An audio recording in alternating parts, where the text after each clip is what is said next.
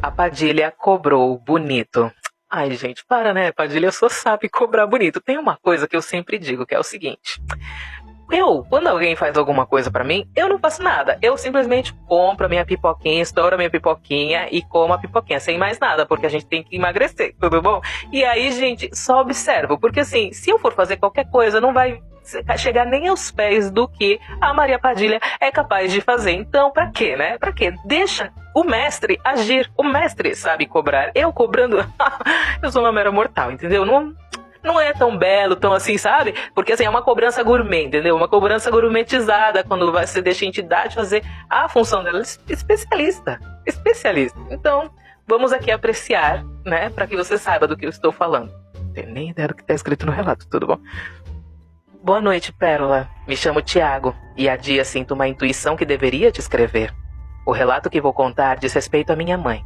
Por esse motivo não vou citar o nome dela, mas o meu você pode falar, tá bom? Ah, bom, obrigada, viu, Tiago? Minha mãe foi a primeira filha dos meus avós a se divorciar no começo da década de 90. Por esse motivo, ela era tida como uma PUTA da família. Porém, ela não ligava. Ela apanhou durante anos do meu pai, que era violento e alcoólatra.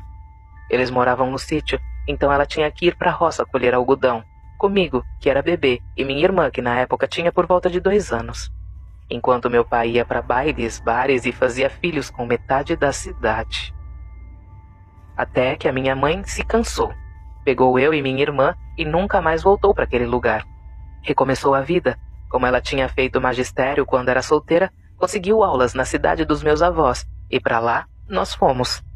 Após alguns meses, a prefeitura da cidade fez concurso e ela foi aprovada, passando assim a ser concursada no município.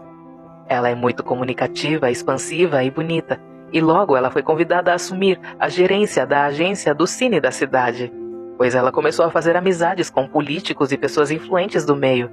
Porém, depois de alguns anos, uma colega de trabalho, que ela confiava muito, começou a armar para pegar o lugar dela.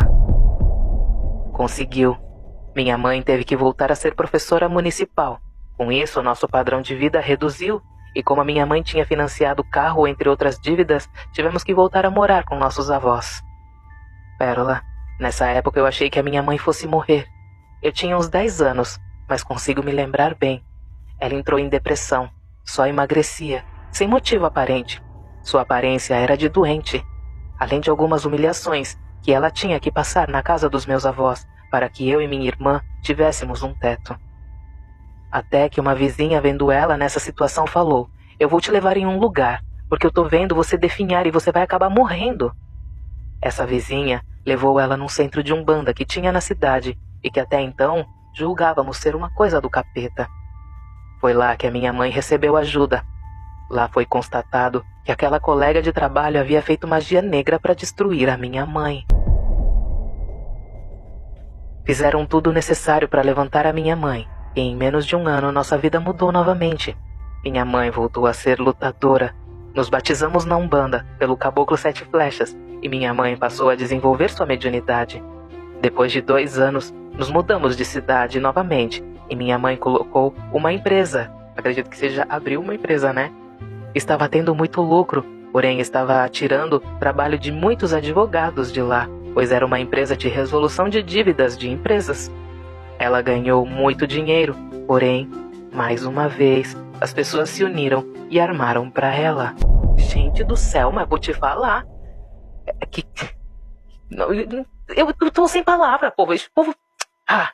Os advogados, em clara armação com o promotor da cidade, fizeram uma falcatrua para enquadrar ela em um crime que ela nunca tinha praticado.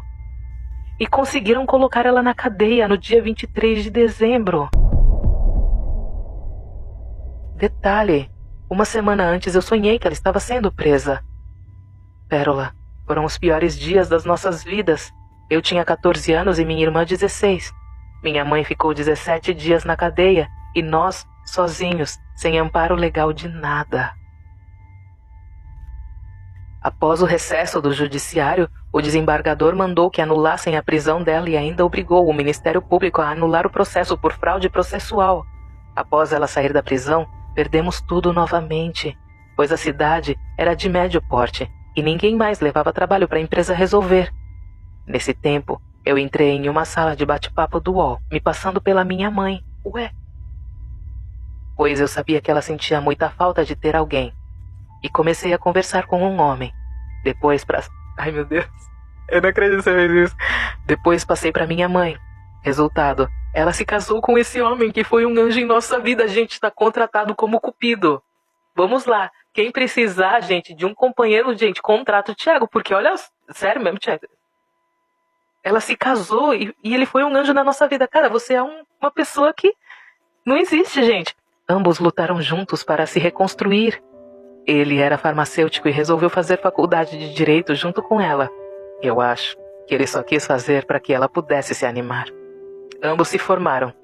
Mas, em 2005, ele veio a falecer de câncer. Gente, esse relato é muito triste. Meu coração não vai aguentar. Eu vou chorar com a vida da sua mãe, gente. Esquece a história do boiadeiro, né? Se eu contar a minha vida, boiadeiro chora, gente. É a história da sua mãe que esse ponto se refere. Ele preferiu cuidados paliativos em casa.